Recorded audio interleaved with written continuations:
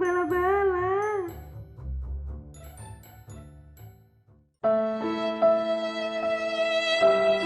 Duh, bojo. Iki jenenge pizza. Apa? Ya wis.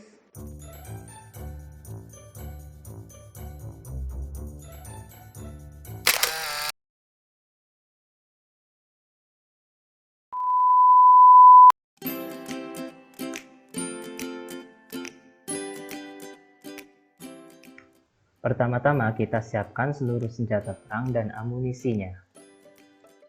Selanjutnya campurkan ragi, gula, dan air, tunggu sampai bereaksi mengeluarkan gelembung. Sembari menunggu air ragi bereaksi, campurkan tepung dan garam di dalam panci. Selanjutnya aduk tepung hingga setengah kalis, lalu tambahkan minyak dan aduk lagi hingga kalis. Pastiin tanganmu bersih ya, diemin doi 45 menit.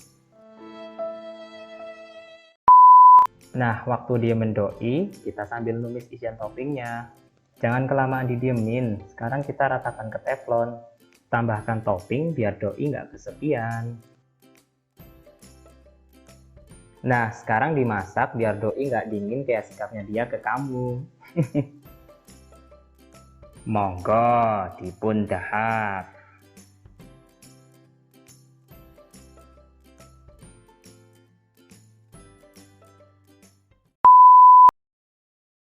Assalamualaikum warahmatullahi wabarakatuh. Sugeng enjing siang sonten lan dalu sedaya kemawon. Wonten ing pundi kemawon saniki panjenengan mugi-mugi tansah pinaringan kesehatan, keselamatan lan ugi dipun lindungi marang Gusti saking pandemi Covid-19. Lan ugi mugi-mugi panjenengan sedaya tansah pinaringan rezeki ingkang kathah lan barokah. Amin ya rabbal alamin. Ya, oke guys, jadi gimana tadi videonya? Udah cukup informatif atau belum? Udah ada bayangan atau belum bagaimana cara bikin pizzanya? Kalau belum nanti teman-teman bisa kontak saya secara langsung biar saya kirimkan resep secara detail. Teman-teman langsung aja coba bikin di rumah dan yang lebih asik itu kalau sama pasangan bikinnya, dan yang paling penting udah halal ya kan. Setuju kalau ini harusnya. Dan yang paling penting selain dari rasanya adalah kita tuh sebenarnya bisa mengambil proses pembelajaran dari pembuatan pizza tadi. Mungkin teman-teman udah pernah lihat video saya sebelumnya tentang pembelajaran yang bisa kita ambil dari proses pembuatan aci. Nah, sekarang kita sedikit high class lah kayak gitu. Jadi pembelajaran apa aja sih yang bisa kita ambil dari proses pembuatan pizza tadi? Oke, yang pertama, don't judge a book by its cover. Cover.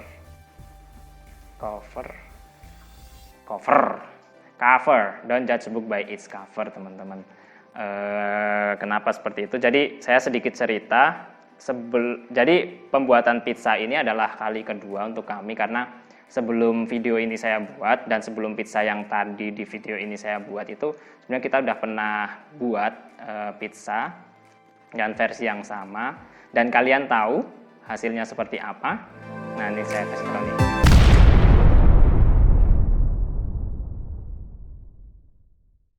Nah, itu guys, kue apem. 2 jam bikin jadinya kue apem. Ini apa ya? Ini bukan koyo ya guys. Ini tuh buat nempelin clip on. Ya, lanjut. Jadi seperti itu hasilnya proses pembuatan pertama. Rasa kecewa juga pasti ada, sedih juga ada karena ya ekspektasi kan udah tinggi lah ya. Pizza, pengen makan pizza kayak gitu kan. Tapi hasilnya seperti itu. Nah, habis gagal pasti terbitlah kecewa, sedih, marah sih ya nggak terlalu karena kan kita coba menahan karena lagi bulan puasa kayak gitu. Tapi intinya setelah itu dibuat saya nggak mau nyobain awalnya kayak gitu, tapi tiba-tiba istri coba nyicipin 1 slice kayak gitu, dan apa yang istri saya sampaikan pertama kali teman-teman, dia bilang enak kok ternyata. Nggak gitu, enak kok ternyata, kan cewek kan gitu ya. Terus saya mikir dong, kayaknya ini istri cuma mau nyenengin suami aja deh. Gitu ya udah, tapi nggak apa-apa, saya coba positive thinking aja, terus saya coba cicipin dan ternyata teman-teman emang enak kayak di lapak-lapak sebelah. Ya agak mirip-mirip lah, cuman karena looksnya memang kayak kue apem, jadinya tuh makannya itu ya kurang selera, tapi pada akhirnya habis juga, ada beberapa slice kayak gitu. Kalau teman-teman lihat tadi kan pizzanya itu sekitar diameter 20 cm, jadi bisa dibayangin tuh, itu bisa jadi beberapa slice ukuran kecil, dan itu bentuknya tuh ya seginilah, pas gini nih. Itu tebel banget, dan saya nggak tahu sebenarnya karena Vernipan itu bisa ngembangin adonan setebel itu kayak gitu. Nah gitu, nyambung gak sih?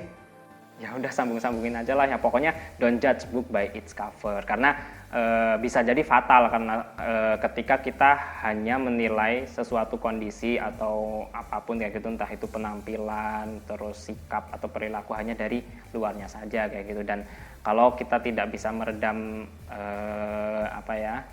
emosi, ya itu bakal jadi lebih fatal lagi kayak gitu. Makanya bisa mungkin kita coba belajar untuk lebih husnuzon terhadap suatu.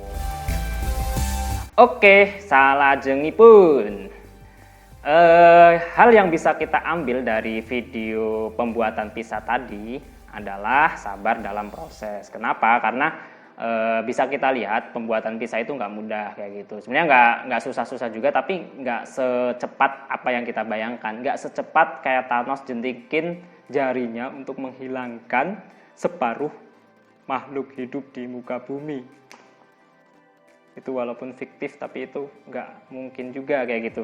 Nah, sama halnya kayak pizza ini. Jadi teman-teman nggak mungkin proses pizza itu tinggal pizza, tahu aci, itu enggak. Jadi kita harus berproses dari mulai penyiapan bahan-bahan, peralatan, terus nanti proses step by step itu harus diikutin kayak gitu. Makanya kalau misal kita tidak sabar, ya pasti bakal gagal. Katakanlah gini, misal tadi dari video yang tadi, setelah kita lagi bikin adonan kayak gitu, kita belum kalis udah dicetak di teflon, itu bakal nggak ngembang kayak gitu. Jadi kita harus sabar dalam berproses kayak gitu, proses apapun kayak gitu. Karena Thanos pun bahkan nih ya, Thanos tuh nggak mungkin bisa bikin pizza karena apa?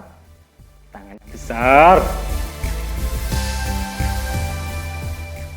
Nah, selain itu yang perlu kita sepakati bareng adalah sabar dalam bertumbuh. Kenapa bisa seperti itu? Karena jarang sekali karya yang dibuat pertama kali itu langsung bagus kayak gitu. Apapun itu karyanya, entah itu teman-teman mulai usaha atau seperti apa, itu nggak mungkin langsung jadi bagus ya gitu. Pasti melalui proses kegagalan terlebih dahulu, dan itu kita harus sabar buat menunggu hasil yang kita inginkan kayak gitu. Nah itu teman-teman, dua hal yang bisa kita ambil dari proses pembuatan pizza ya gitu. Mungkin teman-teman sebenarnya saya yakin sudah mempraktekkan apa arti kesabaran yang sesungguhnya, yaitu teman-teman sudah bersabar untuk menonton video ini, video yang nggak jelas. Tapi intinya terima kasih buat teman-teman yang sudah menonton sampai habis video ini, karena teman-teman lah yang menjadi semangat saya untuk membuat video selanjutnya kayak gitu. Kalau teman-teman punya ide lain, apa sih yang bisa kita ambil dari proses membuat pizza, bisa ditulis di komen di bawah ini.